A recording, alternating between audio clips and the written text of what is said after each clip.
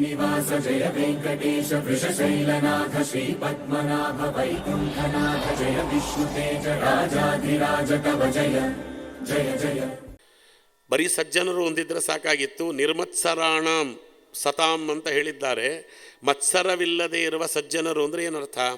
ಅಧಿಕಾರ ವಿಷಯ ಫಲಾನ್ ಉಚ್ಯಂತೆ ಧರ್ಮ ಇತಿ ಪ್ರೋಜ್ಜಿತ ಕೈತವಃ ಫಲಾನಪೇಕ್ಷೆಯ ಈಶ್ವರಾರ್ಪಣೇನ ಪರಮಃ ತಿತಿಕ್ಷವಃ ಕಾರುಣಿಕಃ ಸುಹೃದಃ ಸರ್ವದೇಹಿನಾಂ ಅಜಾತಶತ್ರುವಃ ಶಾಂತಾಃ ಸಾಧವಃ ಸಾಧಭೂಷಣಾಃ ಮಯಿ ಅನನ್ಯೇನ ಭಾವೇನ ಭಕ್ತಿಂ ಕುರ್ವಂತಿ ಯೇ ದೃಢಾಮಿತ್ಯಾದಿ ಸತಾಂ ಲಕ್ಷಣಂ.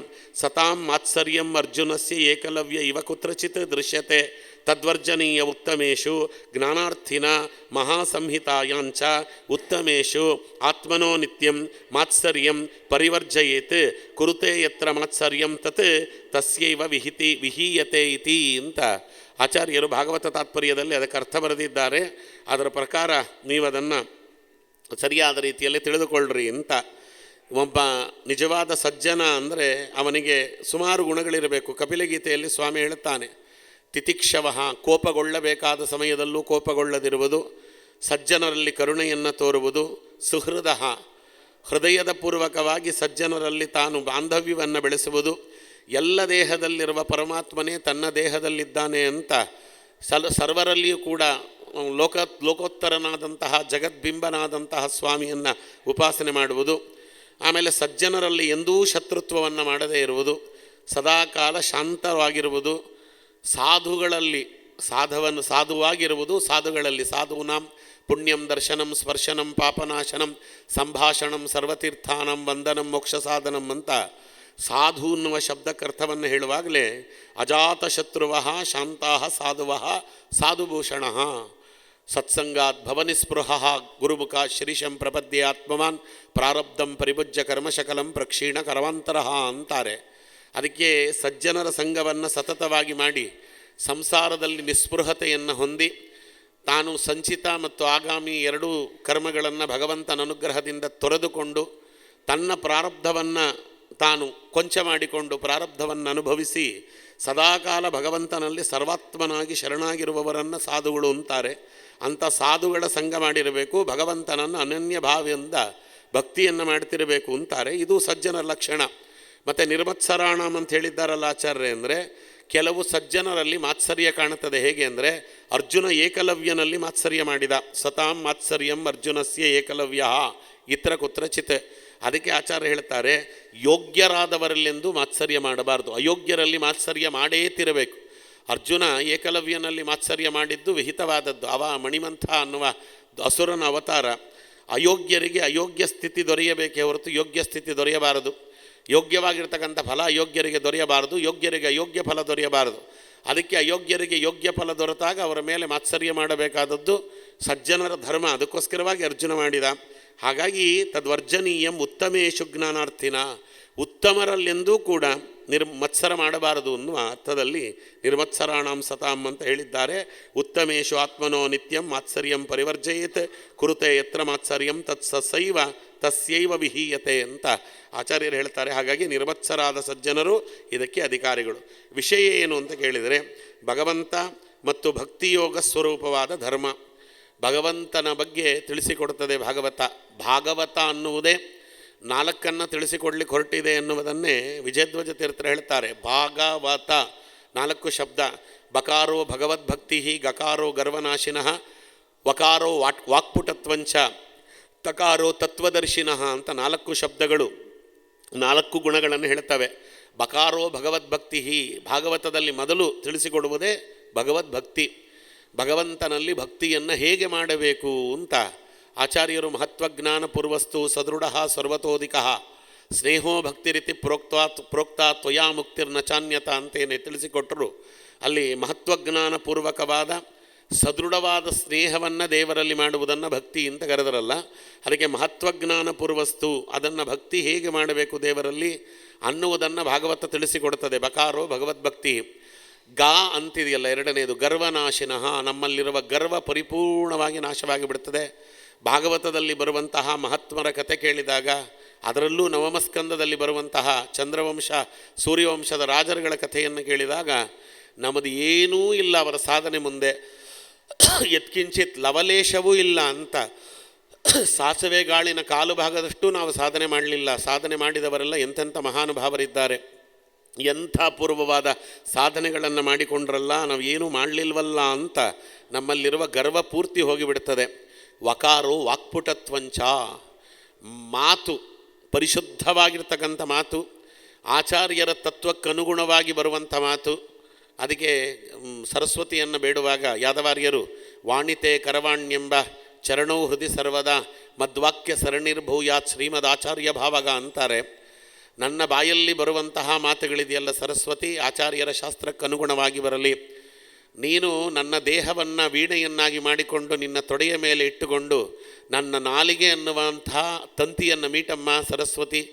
ನೀನು ನನ್ನ ನಾಲಿಗೆ ಎನ್ನುವ ತಂತಿಯನ್ನು ಮೀಟಿದರೆ ನನ್ನ ಬಾಯಲ್ಲಿ ಬರುವಂಥ ಪ್ರತಿ ಶಬ್ದಗಳು ಕೂಡ ಆಚಾರ್ಯರ ಶಾಸ್ತ್ರಕ್ಕನುಗುಣವಾಗಿಯೇ ಬರುತ್ತದೆ. ಆಚಾರ್ಯರ ಶಾಸ್ತ್ರಕ್ಕೆ ವಿರುದ್ಧವಾದ ಶಬ್ದಗಳು ಬರುವುದಿಲ್ಲ ಅಂತ ಇದನ್ನು ವಾಕ್ಪುಟತ್ವಂಚ ಅಂತ ಕರೆದತ್ತು. ಯಾರು ಭಾಗವತವನ್ನು ಚೆನ್ನಾಗಿ ಅಭ್ಯಾಸ ಮಾಡ್ತಾರೆ, ಉಪಾಸನೆ ಮಾಡ್ತಾರೆ, ಅವರಿಗೆ ಶಬ್ದದಾರಿದ್ರ್ಯ ಬರುವುದಿಲ್ಲ. ಸದಾಕಾಲ ಭಗವಂತನನ್ನು ಸ್ತೋತ್ರ ಮಾಡುವುದರಿಂದ ಹಿಡಿದು ಭಗವದ್ಭಕ್ತರನ್ನು ಸ್ತೋತ್ರ ಮಾಡುವುದರಿಂದ ಹಿಡಿದು ಅವರಲ್ಲಿ ಎಂದೂ ವಾಗ್ದಾರಿದ್ರ್ಯ ಬರುವುದಿಲ್ಲ. ಪುಂಖಾನುಪುಂಖವಾಗಿ ಬಾಯಿಂದ ಶಬ್ದಗಳು ನಿರರ್ಗಳವಾಗಿ ಗಂಗಾ ಪ್ರವಾಹದಂತೆ ಬರ್ತದೆ. ಹಯಗ್ರೀವ ಹಯಗ್ರೀವ ಹಯಗ್ರೀವೇತಿ ಯೋವದೇತ್ ತಸ್ಯ ನಿಸ್ಸರತೆ ವಾಣಿ ಜುಖ್ನು ಕನ್ಯಾ ಪ್ರವಾಹವತ್ ಅಂತ ವಾದಿರಾಜರು ಹೇಳಿದಂಗೆ ಹಯಗ್ರೀವ ಹಯಗ್ರೀವ ಹಯಗ್ರೀವ ಅಂತ ಯಾರು ಹಯಗ್ರೀವ ದೇವರನ್ನು ಸ್ಮರಣೆ ಮಾಡ್ತಾರೆ ಅವರ ಬಾಯಿಂದ ಬರುವಂತಹ ಮಾತುಗಳು ಗಂಗಾ ಪ್ರವಾಹದಂತೆ ಅಡೆತಡೆ ಇಲ್ಲದೆ ಬರ್ತದೆ ಅಂತ. ಹೇ ದೇವದೇವ ಸಪ್ತಗಿರೀಶ ಮುಕ್ತ ಸೇವಿತ ಅನಂತ ಕಲ್ಯಾಣ ಗುಣಗಡವೃತ ಶುಭಚರಿತ ಕಮಲಾಲಯ ಕಮಲಭವ ಶರ್ವಾದಿ ಗಿರ್ವಾಣಿ ಗಣಾರಾಧ್ಯ ಅವೇದ್ಯ ವೇದವೇದ್ಯ ನಿರ್ವೇದ್ಯ ಭಕ್ತರಕ್ಷ ಸುಜನಪಕ್ಷ ಲಕ್ಷ್ಮೀವಕ್ಷ ಲತಪಾಲಕ್ಷ ಭಾಗವತ ಜನರಕ್ಷ ವಭ್ಯುದೀಕ್ಷ ಪೂರ್ಣಕಾಮ ಆಪ್ತಕಾಮ ಅನಂತ ಕಲ್ಯಾಣ ಗುಣಗಣಧಾಮ ತ್ರಿಧಾಮ ವೈಕುಂಠಧಾಮ ಭಕ್ತ ವಿಶ್ರಾಮಧಾಮ ನೀನು ಕೊಡು ನಿನ್ನ ನೇಮ ನಿಖಿಲ ಜಗತ್ಕಾರಣ ಸರ್ವತಂತ್ರ ಸ್ವತಂತ್ರ ಸರ್ವಶುದ್ಧ ವಾಕ್ಯ ಸರ್ವಜ್ಞ ಸರ್ವೋತ್ತಮ ಸರ್ವಾದಿವಂದ್ಯ ಜ್ಞಾನ ಬಲ ಸ್ಥೈರ್ಯ ಧೈರ್ಯ ಔದಾರ್ಯಾದಿ ಅನಂತಾನಂತ ಕಲ್ಯಾಣ ಗುಣಗಣನಿಧಿಯಾದಂಥ ಪ್ರಭು ಶ್ರೀಕೃಷ್ಣ ಪರಮಾತ್ಮ ಅಂತ ಭಗವಂತನ ಧ್ಯಾನ ಮಾಡುವಾಗಲೂ ಹೀಗೆ ಪುಂಖಾನುಪುಂಖವಾಗಿ ಬಾಯಲ್ಲಿ ಶಬ್ದಗಳು ಬರ್ತವೆ. ವಾಕ್ಪುಟತ್ವಂಚ ಕೊನೆಯದು ತಕಾರೋ ತತ್ವದರ್ಶಿನಃ. ತಗ ಅನ್ನುವುದಿದೆಯಲ್ಲ ಭಾಗವತ ಕೊನೆಯದು ತತ್ವದರ್ಶಿನಃ, ಸರಿಯಾದ ತತ್ವವನ್ನು ನಮಗೆ ತಿಳಿಯಪಡಿಸ್ತದಂತೆ. ಇದು ಭಾಗವತ ಅನ್ನುವಂತಹ ಶಬ್ದಕ್ಕೆ ಕೊಟ್ಟಿರುವಂಥ ಅರ್ಥ ಅಂತ ಹೇಳ್ತಾರೆ.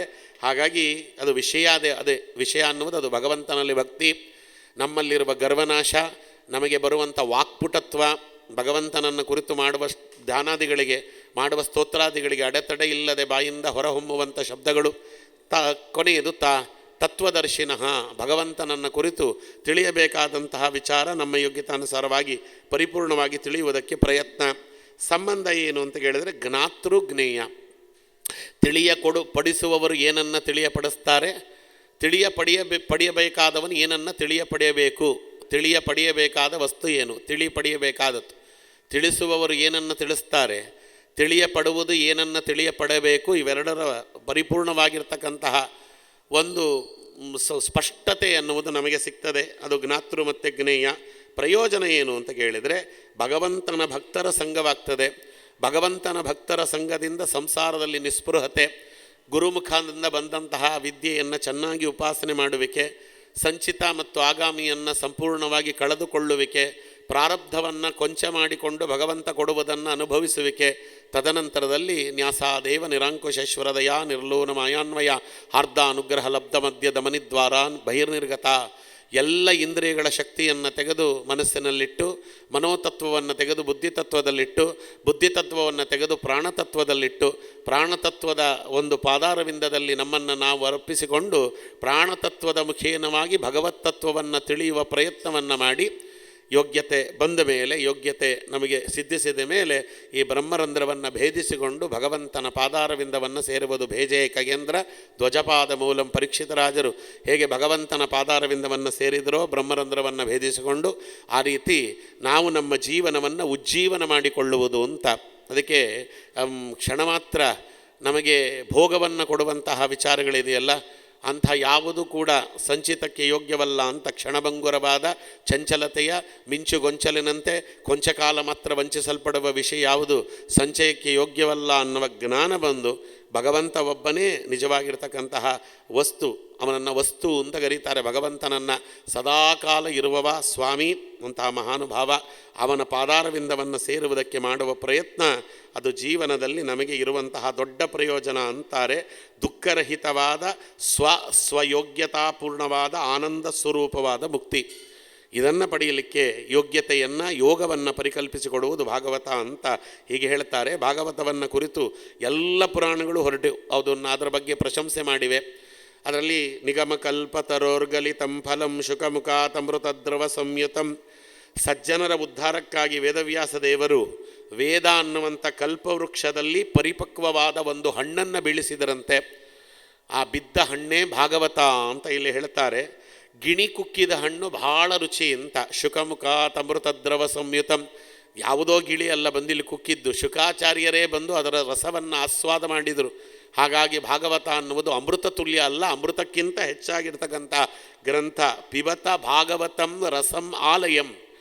ಇದರಲ್ಲಿ ಯಾವ ಬೀಜ ಸಿಪ್ಪೆ ತಿರುಳು ವಾಟೆ ಏನೂ ಇಲ್ಲ, ಬರೀ ರಸವೇ, ಬರೀ ರಸ. ನೀವೆಲ್ಲಿ ಮುಟ್ಟಿದರೂ ಬರೀ ರಸ ಇದೆ. ಇದನ್ನು ಪಿಬತ ಶ್ರವತ ಅಂತ ಹೇಳ್ಬೋದಾಯಿತು. ಕೇಳಿರಿ, ಕೇಳಿರಿ ಅಲ್ಲ ಕುಡಿಯಿರಿ ಅಂತಾರೆ. ಕೇಳಿರಿ ಅಂದರೆ ಬರೀ ಕಿವಿ ಒಂದು ಮಾತ್ರ ಇಂದ್ರಿಯ ಅಲ್ಲಿ ಪ್ರಧಾನವಾಗ್ತದೆ. ಇಲ್ಲಿ ಕೇಳಿರಿ ಅಲ್ಲ ಕುಡಿಯಿರಿ ಅಂದರೆ ಕಣ್ಣು, ಕಿವಿ, ಮೂಗು, ನಾಲಿಗೆ ಎಲ್ಲ ಏಕಾದಶ ಇಂದ್ರಿಯಗಳಿಂದಲೂ ಪಾನ ಮಾಡಿರಿ ಅಂತ ಭಾಗವತವನ್ನು. ಇದನ್ನು ಎಲ್ಲಿವರೆಗೂ ಕೇಳಬೇಕು, ಎಲ್ಲಿವರೆಗೂ ಪಾನ ಮಾಡಬೇಕು ಅಂದರೆ ರಸಂ ಆಲಯಂ, ಲಿಂಗದೇಹ ಭಂಗವಾಗುವವರೆಗೂ ಇದನ್ನು ಪಾನ ಮಾಡಬೇಕು. ಅಷ್ಟೇ ಅಲ್ಲ, ಲಿಂಗದೇಹ ಭಂಗವಾದ ಮೇಲೂ ಕೂಡ ಮೋಕ್ಷದಲ್ಲಿಯೂ ಕೂಡ ಯಾರೋ ಒಬ್ಬರು ನಮಗಿಂತ ಯೋಗ್ಯರಾದವರು ಭಾಗವತ ಹೇಳ್ತಿರ್ತಾರೆ. ಅಲ್ಲಿಯೂ ಭಾಗವತವನ್ನು ನಾವು ಶ್ರವಣ ಮಾಡ್ತಲೇ ಇರ್ತೇವೆ ಅಂತ. ಇದೊಂದು ಕಾಮನ್ ಟೆಕ್ಸ್ಟ್ ಬುಕ್ ಇದು. ಭಾಗವತ ಅನ್ನುವುದು ಒಬ್ಬ ಸಾಧಾರಣವಾಗಿರ್ತಕ್ಕಂಥ ಮುಮುಕ್ಷುವಿನಿಂದ ಹಿಡಿದು ಬ್ರಹ್ಮದೇವರವರೆಗೂ ಕೂಡ ಇರುವ ಕಾಮನ್ ಟೆಕ್ಸ್ಟ್ ಬುಕ್. ಅವರವರ ಯೋಗ್ಯತಾನುಸಾರವಾಗಿ ಅವರವರು ಅದಕ್ಕೆ ಅರ್ಥಾದಿಗಳನ್ನು ಅನುಸಂಧಾನ ಮಾಡಿಕೊಳ್ತಾರೆ. ಅದನ್ನು ಹೇಳಿದರು. ಮುಹುರುಹೋ ರಸಿಕಾ ಭುವಿ ಭಾವಕಃ. ಇಂಥ ಅಮೃತ ಫಲವನ್ನು ಸಜ್ಜನರಾದವರು ನಿರಂತರ ಪಾನ ಮಾಡಿರಿ, ನಿರಂತರ ಪಾನ ಮಾಡಿರಿ ಅಂತಾರೆ. ಯಾಕೆ ಅಂತ ಕೇಳಿದರೆ ಬಾಯಿ ತೆಗೆದುಕೊಂಡಿದೆ ಇದು ನಮಗೆ ಮೃತ್ಯು ಅನ್ನುವುದು. ಕಾಲವ್ಯಾಲ ಮುಖಾಲೀಡ ಜಗತ್ರಾಣ ವಿಧಾಯಕಂ ಶ್ರೀಮದ್ ಭಾಗವತಂ ಶಾಸ್ತ್ರಂ ಕಲೋಕೀರೇಣ ಭಾಷಿತಂ. ಸಾವು ಅನ್ನುವಂಥ ಹಾವು ಬಾಯಿ ತೆರೆದುಕೊಂಡಿದೆ. ಆಯುರ್ನಶ್ಯತಿ ಪಶ್ಯತಾಂ ಪ್ರತಿದಿನಂ ಯಾತಿಕ್ಷಯಂ ಯೌವನಂ ಪ್ರತ್ಯಯಾಂತಿಗತಾಯ ಪುನರ್ನ ದಿವಸಾಯ ಕಾಲೋ ಜಗದ್ಭಕ್ಷಕಃ. ಹುಟ್ಟುವ ಮೊದಲೇ ನಮಗೆ ಸಾವು ಮೊದಲು ಬಂತು. ನಾನು ಇದನ್ನು ಬಹಳ ಕಡೆ ಹೇಳಿದ್ದೇನೆ, ಬಹಳ ಸತಿ ಹೇಳಿದ್ದೇನೆ. ಆಮೇಲೆ ಬಂದದ್ದು ಹುಟ್ಟು. ತಂದೆಯ ಶರೀರದಿಂದ ತಾಯಿಯ ಶರೀರಕ್ಕೆ ಪ್ರವೇಶ ಮಾಡಿದಾಗಲೇ ಅವನ ಸಾವು ಪ್ರಾರಂಭವಾಯಿತು. ಆಮೇಲೆ ತಾಯಿ ಗರ್ಭದಿಂದ ಹೊರಗೆ ಬಂದ ಮೇಲೆ ಅವನಿಗೆ ಹುಟ್ಟು ಅಂತ ನಾವು ಅದನ್ನು ಕರೀತೇವೆ. ಹಾಗೆ ಬಾಯಿಯನ್ನು ತೆರೆದುಕೊಂಡು ಕಾಲ ಅನ್ನುವಂತಹ ದೊಡ್ಡ ಸರ್ಪ ಕಾಯ್ಕೊಂಡಿದೆ. ಯಾವಾಗ ನಮ್ಮನ್ನು ನುಂಗಿಬಿಡ್ತದೋ ಗೊತ್ತಿಲ್ಲ. ಅದರ ಬಾಯಲ್ಲಿ ಇಂಚಿಂಚು ಹೋಗ್ತಾ ಇದ್ದೇವೆ. ಸಾಯುವುದು ಪ್ರತಿಯೊಬ್ಬರೂ ಸಾಯಲೇಬೇಕು. ಸಾವಿನಿಂದ ಯಾರೂ ತಪ್ಪಿಸ್ಕೊಳ್ಳಿಕ್ಕಾಗಲ್ಲ. ಡಿಂಬದೊಳಗಿರುವ ಪ್ರಾಣ ಕಂಬ ಸೂತ್ರ ಗೊಂಬೆಯಂತೆ ಎಂದಿಗಿದ್ದರೊಂದು ದಿನ ಸಾವು ತಪ್ಪದು. ಸಾವನ್ನು ಯಾರೂ ತಪ್ಪಿಸಿಕೊಳ್ಳಿಕ್ಕಾಗಲ್ಲ. ಆದರೆ ಸತ್ತ ಮೇಲೆ ಸದ್ಗತಿಯಾಗಬೇಕು ಅನ್ನುವುದು ಪ್ರತಿಯೊಬ್ಬರೂ ಯೋಚನೆ ಮಾಡಬೇಕಾಗಿರುವಂಥ ಸಂಗತಿ. ಯಾಕೆಂದರೆ ಈ ಜನ್ಮ ಮತ್ತೆ ಬರುವುದಿಲ್ಲ. ಅದಕ್ಕೆ ತತ್ರಾಪಿ ಜನ್ಮ ಶತಕೋಟಿಷು ಮಾನವತ್ವಂ, ತತ್ರಾಪಿ ಜನ್ಮ ಶತಕೋಟಿಷು ಬ್ರಾಹ್ಮಣತ್ವಂ, ತತ್ರಾಪಿ ಜನ್ಮ ಶತಕೋಟಿಷು ವೈಷ್ಣವತ್ವಂ, ತತ್ರಾಪಿ ಜನ್ಮ ಶತಕೋಟಿಷು ಮತ್ಪರತ್ವಂ ಅಂತ ಹೇಳಿದಾಗೆ ಗರುಡ ಪುರಾಣದಲ್ಲಿ 83,99,999 ಯೋನಿಗಳಲ್ಲಿ ಶತಕೋಟಿ 100 ಕೋಟಿ ಬಾರಿ ಹುಟ್ಟಿ ಬಂದ ಮೇಲೆ ದೊರಕಿದ್ದು ಮನುಷ್ಯ ಜನ್ಮ.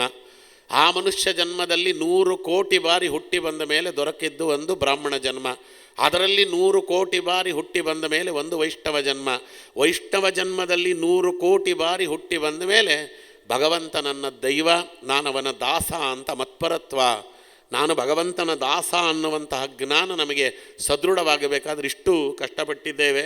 ಹಾಗಾಗಿ ಆ ಕಷ್ಟಪಟ್ಟು ಪಡೆದಂಥ ಜ್ಞಾನ ನಮ್ಮಲ್ಲಿ ಸ್ಥಿರವಾಗಿ ಉಳಿಯಬೇಕು ಅಂದರೆ ಶ್ರೀಮದ್ ಭಾಗವತಂ ಶಾಸ್ತ್ರಂ ಕಲೋ ಕಿರೇಣ ಭಾಷಿತಂ. ಭಾಗವತ ಅನ್ನುವ ಶಾಸ್ತ್ರವನ್ನು ಸತತವಾಗಿ ಪಾನ ಮಾಡುತ್ತಾ ಇರಿ. ಅದು ಸಂಸಾರ ಅನ್ನುವ ವಿಷವನ್ನು ಕಳೀತದೆ ಅಷ್ಟೇ ಅಲ್ಲ, ನಮ್ಮಲ್ಲಿ ಈ ಒಂದು ಮುಮುಕ್ಷತ್ವ ಅನ್ನುವುದೇನಿದೆ ಆ ಮುಮುಕ್ಷತ್ವವನ್ನು ಸ್ಥಿರವಾಗಿ ಉಳಿಸ್ತದೆ ಅಂತ ಹೀಗೆ ಹೇಳಿ ಭಾಗವತದ ಪ್ರಾರಂಭವನ್ನು ಅಲ್ಲಿ ಮಾಡಿಬಿಡುತ್ತಾರೆ. ಶ್ರೀನಿವಾಸ ಜಯ ವೆಂಕಟೇಶ ವೃಷಶೈಲನಾಥ ಶ್ರೀ ಪದ್ಮನಾಭ ವೈಕುಂಠನಾಥ ಜಯ ವಿಷ್ಣುತೇಜ ರಾಜಾಧಿರಾಜ ಕವ ಜಯ ಜಯ ಜಯ.